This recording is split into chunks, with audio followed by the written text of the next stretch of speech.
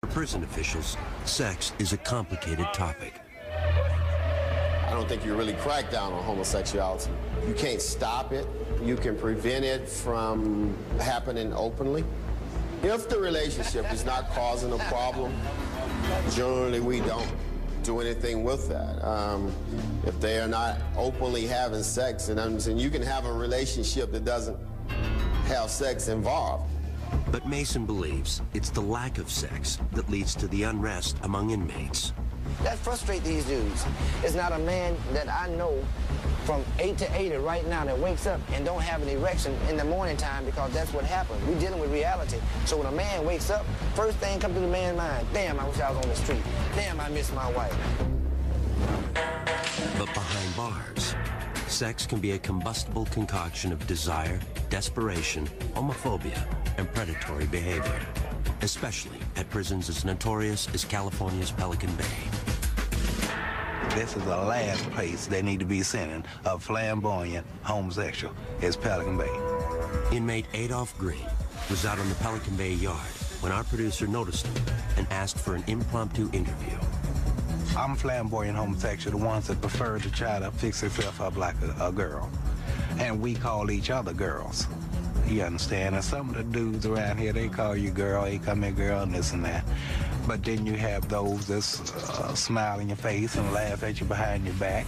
You walk around the track and you hear somebody call, look at that punk, that faggot. It's a bunch of disrespect day in and day out.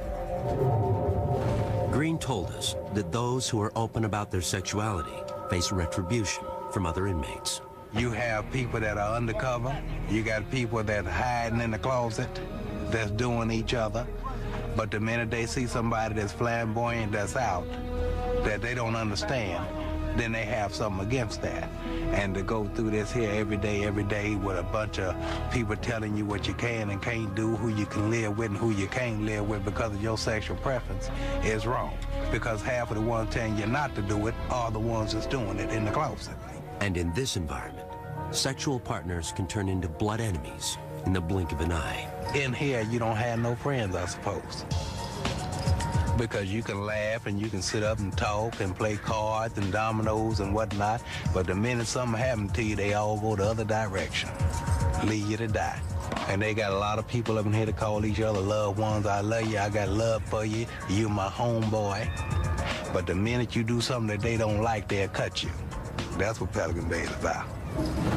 But we've met many openly gay inmates who have little or no fear about being who they are.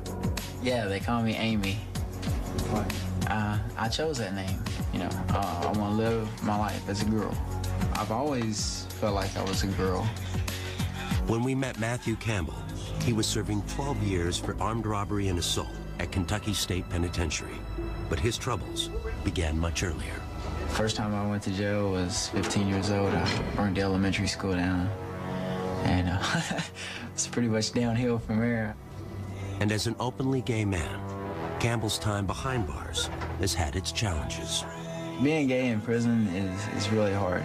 I mean, it's hard enough to do time in here, but the fact that everybody knows that you're gay, it is constant pressure for, you know, sex. You have a lot of people here that, now that they're in prison, they resort to what they have to as far as sex. I have to say there's very few people here that are gay on the streets and gay in here as well. There's a lot of people that say they don't mess around, but then when they get you by themselves, it's like, hey man, what's up? One of the things that struck me about Matthew was how comfortable he was in his own skin. I mean, here's an openly gay inmate in a southern prison, and he didn't have any problems with it. But when we went out to the yard to try and get some B-roll of Matthew playing backgammon, it became clear that a lot of the other inmates did have a problem with him being openly gay. Come on, shorty. Some people just were avoiding him, and he was actually calling out to them. Are you scared?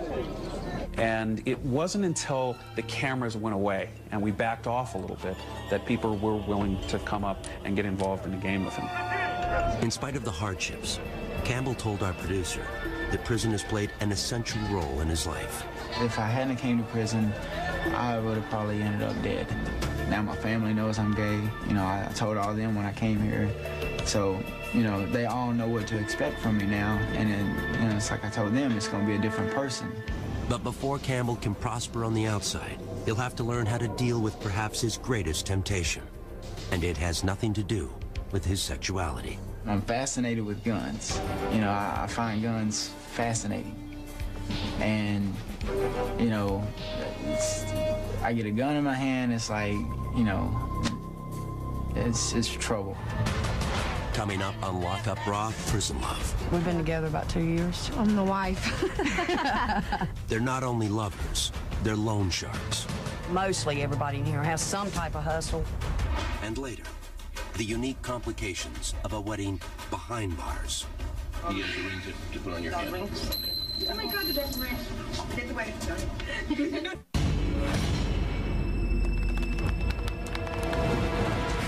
started. These girls right here is my homies. And damn right. Some of us been together here 4 years, some of us been together 5 years, some of us been together a long time on relationship, you see what I'm saying? If male inmates look for sex in secret, we found a different story when we visited the North Carolina Correctional Institution for Women. The female offender has a lot of needs, and part of that is to feel that someone cares about them. And that has a lot to do with them bonding. Because a lot of women have been abused, when the first time that they see somebody they think they care about them, they run to it. They don't take time to see if that person's really good for them or not. As a result, the prison places strict limits on intimate relationships. Ladies, y'all put some space in between y'all. It is a rule violation for inmates to have sex in prison. When we see it, then they are punished because of that. We can't have it. But we met one group of inmates willing to share their secrets for skirting the rules. They were led by Don Braswell, known around here as Heavy D. You mostly have 10-4s in here. Yeah, you very somebody that you can. 10-4s is like another inmate. Like I say, Chelsea, man, 10-4 for me and my girlfriend, man, while I go in here. You know what I'm saying? I'm gonna fall out and have a seizure before. So she's gonna fall out and have a seizure. It's just easy to get them to 10-4 for them. You can give them maybe 2 or 3 cigarettes or a pack of coffee, stand there and watch. And some police knows what you're doing, so they don't care. That's why I tell you, the police. You got some police that's down with inmates and some police that's against inmates. While some inmates sneak away for quick sex, others, like Kathy Phillips and Devin Gann, seek long-term relationships. We have a good relationship. We've been together about 2 years. And for a relationship in here, it's good. Known couples aren't usually housed together, but we manage to connect sometimes. Yeah, there's a way around everything. When we met them, Kathy was 42 years old and serving 14 to 17 years as a habitual felon, with multiple counts of forgery, larceny, and resisting officers. Devin was 25 years old and serving 9 to 12 years for second-degree murder. There was a man that I lived with, he was a drug dealer. It was a robbery gone bad, and he got killed, and I left the crime scene with the guy who killed him because it was a bad situation. But in prison, the two women seem to have discovered a comfort zone. You get in here and you don't have anybody, you don't have anything, so you just sort of cling to somebody. And women are more affectionate or whatever anyway, so it looks like normal couples on the streets, but it's all women. Some look like boys. So yeah, they shave their head and they walk around like a little boy. Yeah, they even hold themselves like there's something down there. But any relationship in prison involves towing the line. A new couple, it's like the staff sort of zone in on them, give them a hard time, but then after a while, it's like, you know, they just get used to seeing you as a couple and they sort of ease off. I mean, you can't, you know, kiss in front of them or do a sex act in front of them, but they're not on you for every little thing. I respect the staff, they got their job to do, so I don't cross that line. In spite of rules against it, Kathy and Devin appear to be a picture of domestic bliss. I'm the wife. We spend our money together. I shop and get our stuff and cook our food every day and make sure she has her stuff. We do everything together, everything. You know, so whatever she's involved in, I'm involved in. Yeah. That includes the family business. Kathy and Devin are not only lovers, they're loan sharks. Whatever you give them, they owe you double. I started out with $10. Put the 10 out, pulled in 20 the next week, put the 20 out, pulled in 40 the next week, and I just kept doubling until I got on my feet and got stable. And it's a good hustle. Mostly everybody in here has some type of hustle because, I mean, a lot of people don't have help from home. Then you have to survive in here. Prison's not free. They give you 3 meals a day and a bar of steak soap, and that's about it. All your hygiene, your food, if you don't want to eat what's in the dining room, you pay for it. And if you don't have anybody on the outside sending you money, the only jobs here you can make money off of is probably 40 cents a day. 40 cents a day will never support you. So people do all kinds of stuff to make hustles if they don't have somebody on the outside. But there's all kinds of hustles. Loan sharking is one of them. But the loan shark lovers insist they never use muscle to extract payment. If somebody doesn't pay me, I generally just, I mark it up as a loss. I just don't deal with them no more. I tell my friends that loan shark, don't deal with them. You got some people in here that'll bust them in the head with a lock or something. I ain't down with that. Devin told us that she used to run an even riskier business. Before her, I had my own hustle that was pretty much staff related. Yeah. I would find weak staff, whoever I found in here, because they obviously can't find somebody on the streets to get hooked up with. And then I would play them to get some money. And then what? I'd continue to get money. Then she'd have them fired.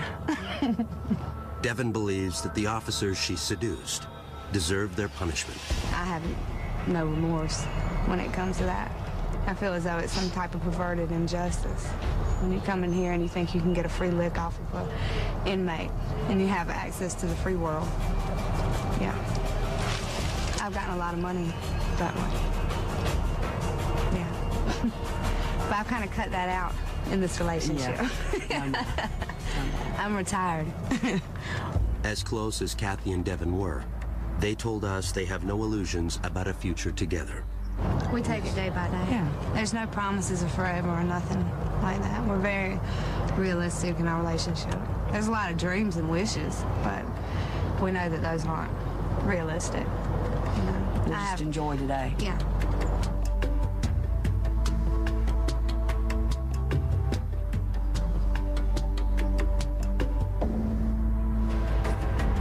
Up next on Lock Up Raw, Prison Love. I, Raul, take thee, Leticia. I, Raul, take thee, Leticia. Exchanging vows when the groom is locked up. And later, when visitation includes sex, emotions run high.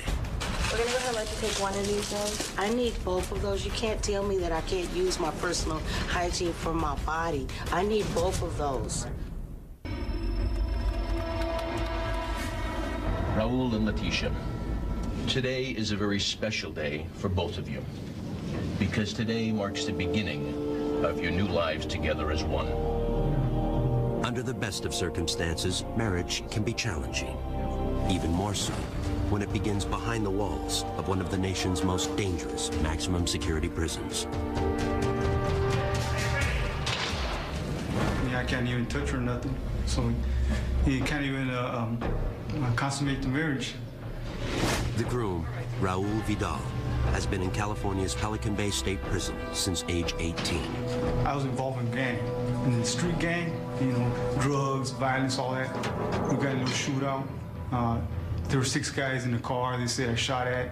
They were hit and all that, so they gave me 6 life terms for that. Because of his gang affiliation, Vidal is assigned to the secured housing unit, where contact visits are not permitted. Right now, here together, you stand free and apart from all other people in this world, because right now you stand within that charmed circle of your love together. Vidal and his bride, Leticia Jaime, were childhood friends and had reconnected 5 years earlier. Though it's unlikely Vidal will ever be free, Leticia agreed to marry him anyway. Her son Ruben stood in as best man. He has a ring to put on your hand. Oh my God, the dog ring. Get the wedding done. She seen me, the person inside, that I'm a human being. She opened up her house, her heart. She gave me her family. I, Raul, take thee, Leticia. I, Raul, take the Leticia. To be my wedded wife. To be my wedded wife.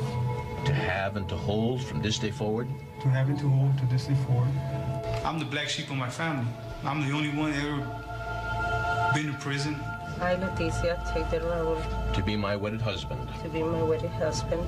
To have and to hold from this day forward. To have and to hold from this day forward. I just been thinking about the sacrifice she made.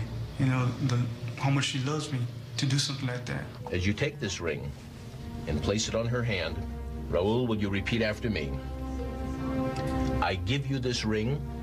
I give you this ring. As a symbol and commitment in marriage. She knows that the possibility of getting out are slim to none.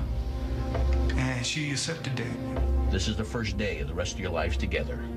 And we would all hope that tomorrow would be even happier. You may kiss your lovely bride. Though there will be no reception or first dance for this couple, the odds aren't totally against them. According to one study, unions in which one partner is incarcerated are less likely to end in divorce than a conventional marriage. But it gives me the hope, it gives me to feel love.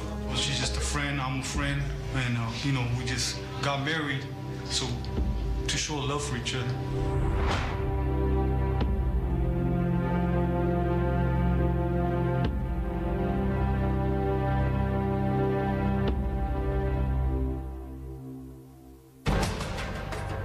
Next on Lock Up Raw, Prison Love. Just being cuddled up with a female makes you appreciate the little things in life. A rare night of physical intimacy for a convict and his wife. And later, I begin to hear people talk about, oh, she's got sentenced to death. She's going to die for the crimes that she committed. identical twins divided by death row.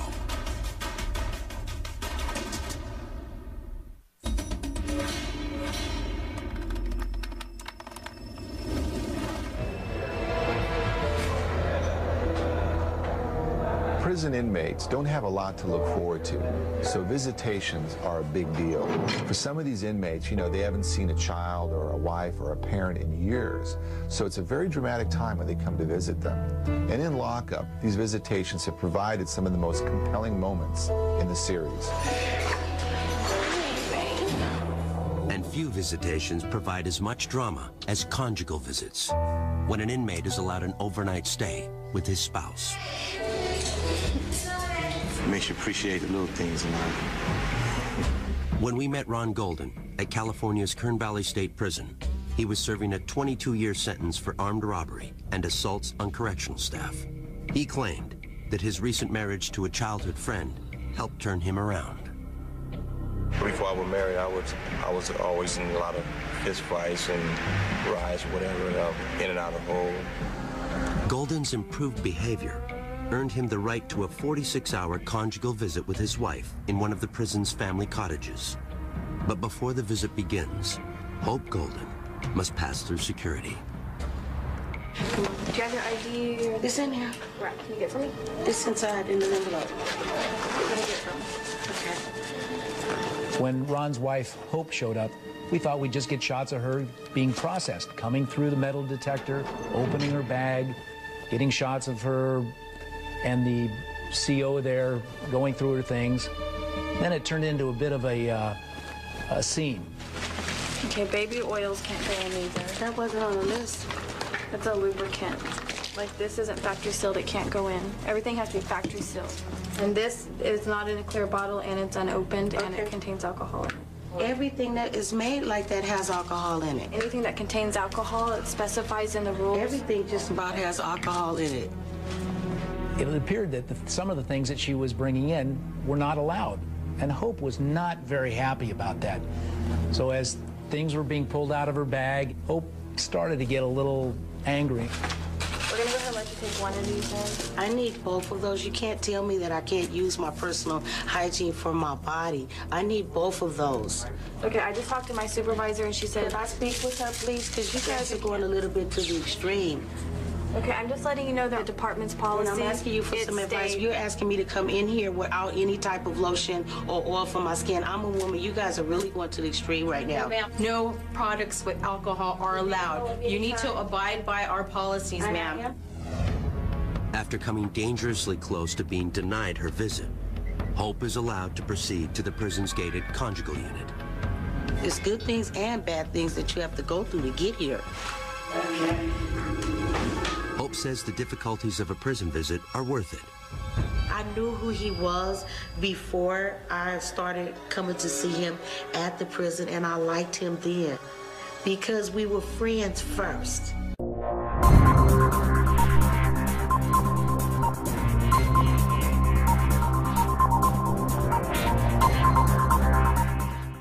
And that's what made us bond as lovers even better. And it was special because we didn't make love till we got married. And that's something that I never did before. So I was happy about that too. What are you guys gonna do for 2 days?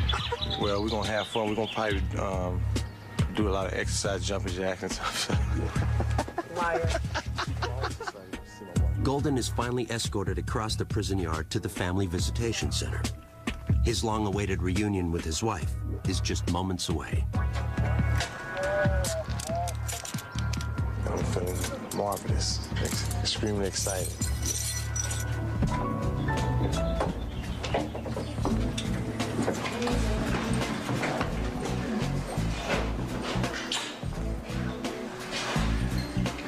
You nervous?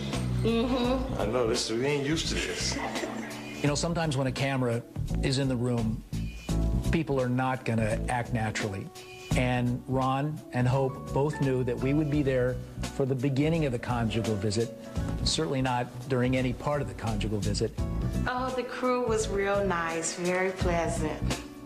But as I stood to the back of the room to get kind of a wide shot, I could hear them talking, saying, "Is he gone yet? Is he gone yet?" They just wanted me out. But visitation is also bittersweet.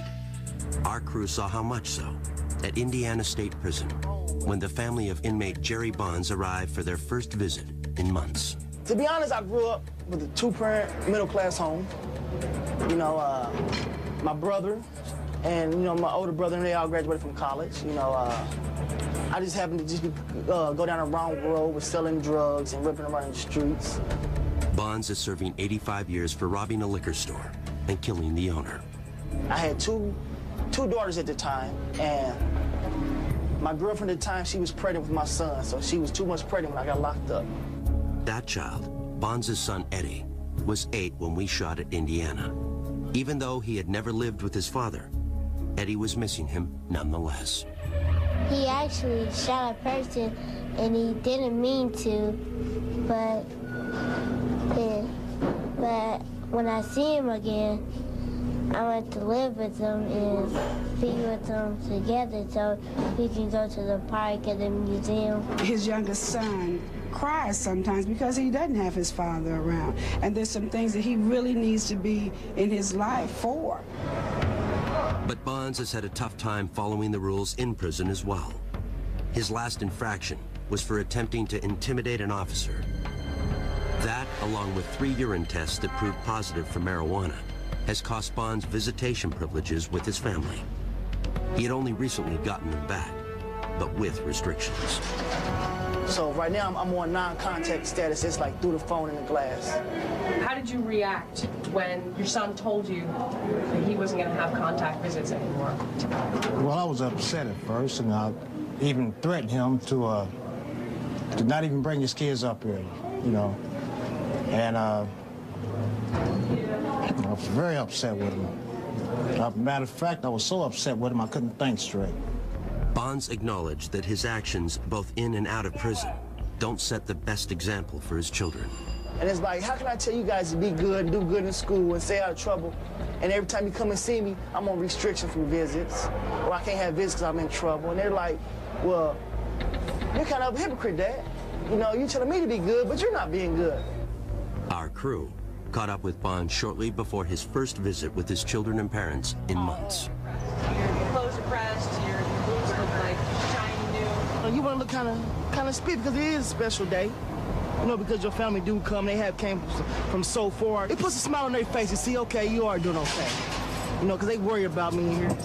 But first, Bonds would need to pass pre-visitation security measures, starting with his freshly pressed clothes. All right, do me a favor, go ahead and completely disrobe. Despite the fact that he will not have physical contact, Bonds, like every other Indiana inmate, is strip-searched prior to visitation. All right, this time open your mouth, please. Put your fingers in, spread your cheeks apart. Upper lip up, please. Lower lip down. Can you look inside your nose, please?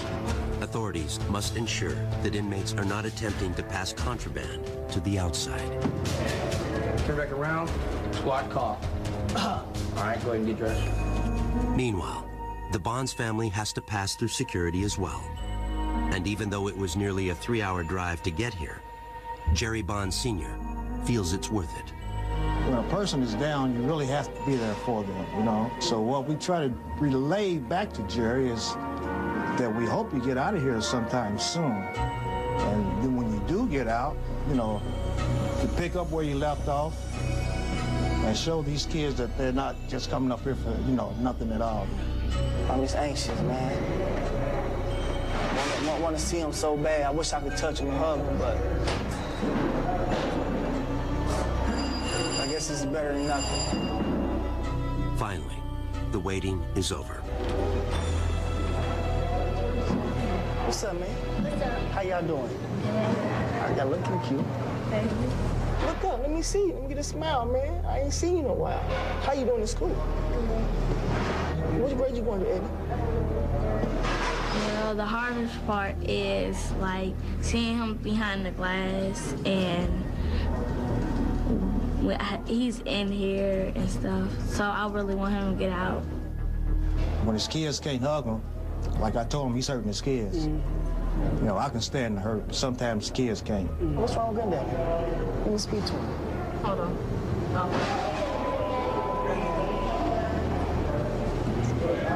What's going on, man? Hey, what's happening, Dad? How you doing? Pretty good. Staying strong? Yes, sir. Yes, sir. Hey, thanks for bringing him up for me, Dad, man. Well, I want to let him know that we love him no matter what, but make it easier on us when we come up here. We're in here with you. Don't make it to where we are locked up, being locked up. You know what I'm saying? Hey, have I ever told you I loved you? Have I ever told you I loved you? I love you guys. And I'm sorry, okay? Would you guys forgive me? Limited to only 30 minutes, the visit hardly seems to have begun when it's time to leave. I love you. Y'all be good. Bye-bye. All right, stay strong. Yes, sir. I'm praying, hoping that this is the last time they had to come up here like this and see me behind the glass, because it's not a good feeling. Not a good feeling. I just feel about when I don't see him anymore, I get sad, and when I see him, I get happy. I want him to be here, and then I don't want him to be here. I want him to like learn his lesson while he's here, so that when he comes home, he knows right from wrong and know what to do and know what not to do. As a mother, I'd like to just touch him and are you okay? I want to give him a hug. And I haven't been able to do that, but I know one day I will. Coming up on Lock Up Raw, Prison Love. I love him to death. I'd do anything for Brad, anything. Short of killing somebody again. The family bonds that lead to murder, and later. One of the first things that I noticed was something that I never thought that I'd seen in a million years on a prison yard. And that's all of the cats. When inmates adopt. Especially when they're little babies and you can raise them up, pet them, you feed them, you watch them grow, and that's your cat.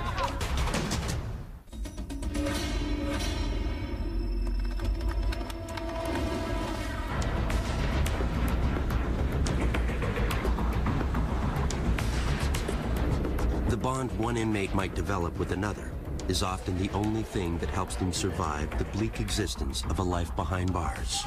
In some cases, those bonds have existed their entire lives. Over the years, lockup crews have discovered a surprising number of family members serving time together. But few have ever had to face the difficult circumstances that confronted Yvette and Doris Gay. Being on death row was like I needed to be with my sister. The identical twins, both convicted of murder for helping Yvette's former boyfriend carry out a triple homicide, were sent to the North Carolina Correctional Institution for Women. Doris got a life sentence. Yvette was condemned to die. She told us about her first day on death row. I began to hear hurls and insults when I first got in the gate, I began to hear people talk about, oh, she's got sentenced to death. Oh, she's gonna die for the crimes that she committed. Even though they were housed at the same prison, the women were prohibited from seeing one another. But occasionally, Doris would catch a fleeting glimpse of Yvette. And I would go by the chapel, and I see my sister. She'll be in the window, you know, and I'll walk by with a group of ladies, and everybody would say, well, Doris, there's your sister. And I said, God, there she is. And I said, Lord, I wish she was out here, you know. And I hated to go by there just to see her, and it would hurt my heart, and I would ache. After 6 years of separation, Yvette's punishment was reduced to a life sentence, meaning she could leave death row and reunite with Doris. I was so excited for her, and she came and hugged me, and we were crying and kissing and hugging, and oh, it was like a great reunion. I started crying. I got emotional, and I just began to praise God. Though they can see each other on the yard, prison officials won't let the sisters share a cell for security reasons. They think we're the same person in the same dorm, the officers, and they get confused. It's interesting and kind of unusual for corrections because if you're not paying attention, you don't know who you're talking to.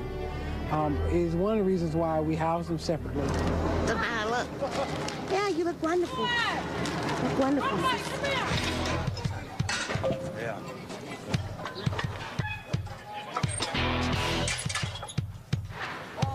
That's my only brother. We're really close. We're really tight. We eat together. We live together. We work together. Our visit to the Anamosa State Penitentiary in Iowa led us to another memorable pair of siblings, Michael and Brad Love, whose lifelong allegiance drove them to kill.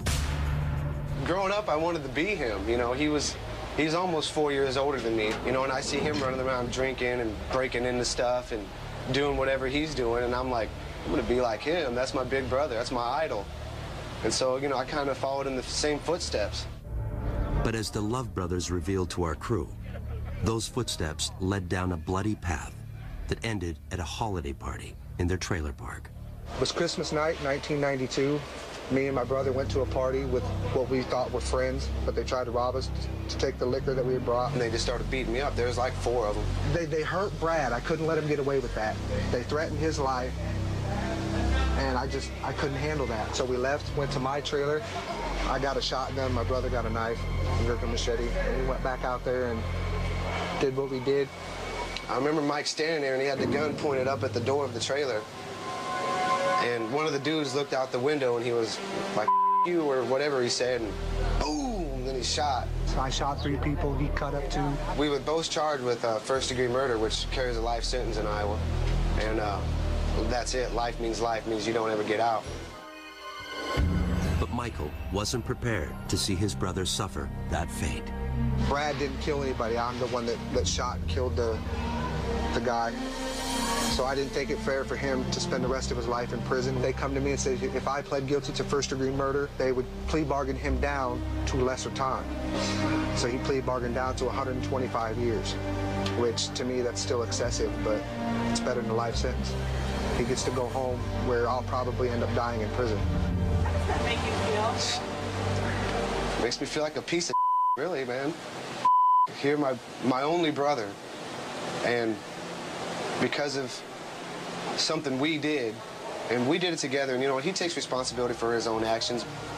I don't know, man, it makes me feel like I'm that tall because I let it happen. I think in my mind that he's here because of me, so I carry that guilt around every day. He was 18, he turned 18 in county jail. He had a whole life ahead of him. He could have been a pro football player or a rock star, whatever he wanted to be. And I feel in my mind and my heart that I ruined that for him. And there's no way to explain how much guilt I carry around. The Love brothers were initially incarcerated together at another Iowa prison. But once again, Brad followed Michael, and the result was more violence. The last fight that we got into, this guy told on my brother for smoking weed. Mike told me, he said, here, I'm gonna go beat him up. He's like, I want you to shoot jiggers, watch out for us. I said, all right. So I was standing outside the cell, and Mike goes in there, and I don't know what made me do it, but I look in the window, and it was only supposed to be one dude in there, but there was two guys, and they was trying to get on Mike, and I was like, no, you know, that ain't gonna happen. So I ran in there, and I grabbed the other dude and beat him up pretty bad, and then they shipped me out, and then that was it. Yeah, that sucked. Brad was transferred to Anamosa, only to find a long-lost relative was already doing his own time there. My father was in here messing with kids, and, you know, I ain't cool with that. And he tried talking to me, but I told him, I said, dude, I just can't, I ain't got no respect for you for what you did. I hate that. That's the worst crime that you can do, including the crime that I did of murder. I think that's worse. In 2003, their father died of a heart attack while still incarcerated. When their mother became ill, authorities approved Michael's request to be moved closer to her home, which reunited the brothers at Anamosa. It's just excited to see him again, man. It was, you know, it's my brother. Can't ask for a better to hang out with. The Love brothers may have found their place, but as we learned, their bond has yet to face its ultimate test. I'll never see him again. Once he gets out of prison, that's it. I'll never be able to visit my brother again because of Iowa law. Anybody on paper or parole can never visit anybody while they're incarcerated. Yvette and Doris Gay know all about that. Since our visit to the North Carolina Correctional Institution for Women, Doris has been paroled. The soonest she will be allowed to visit Yvette is in 2012, when her probation expires. Brad and Michael Love have more time. Brad is currently eligible, but has not yet made parole. So we're going to spend as many years together here as we can. I love him to death. I'd do anything for Brad, anything, short of killing somebody again. Coming up on Lock Up Raw, Prison Love. These cats is their kids. And you mess with one of the cats, I mean, these cats is their family. That's all they've got. The special bond between prisoner and pet. It's like anything, treat with love and respect, it'll treat you with love and respect back.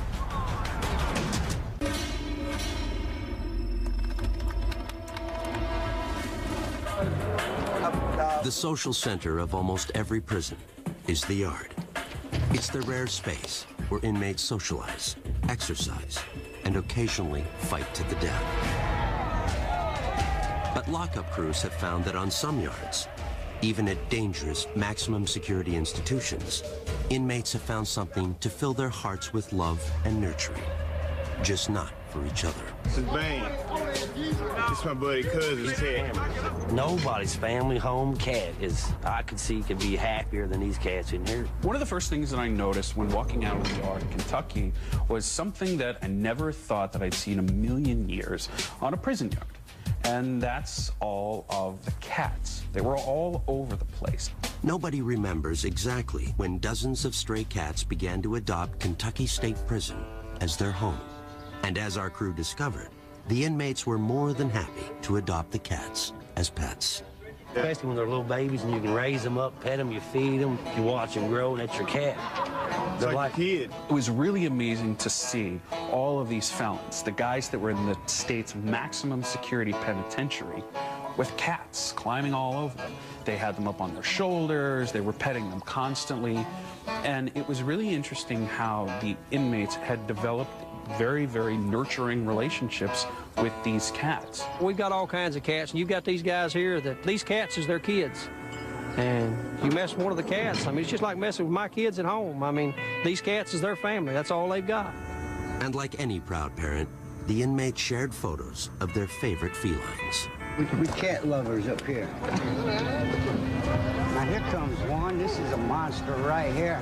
People had specific cats, and if you didn't want anything to happen to that cat, the last thing you were going to do is commit an act of violence that would send you to segregation where you couldn't care for it anymore. So in this funny little way, the cats contributed to a lower level of violence on that yard. Vet comes once a month. You can buy dry food and medicine and toys and stuff like that. So guys work hard at their jobs to earn their money, and they'll spend it on. And sometimes their bet deals 60, 70, 80 bucks, takes everything they've got. Come on.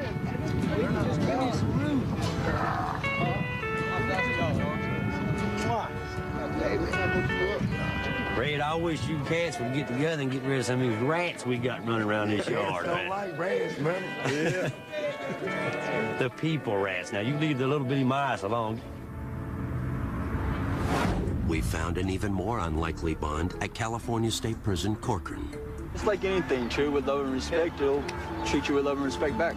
We were just kind of out on the yard shooting, and I looked over it and I saw these guys petting something. And at first I thought it was like a kitten, and it ended up it was a gopher that they had tamed.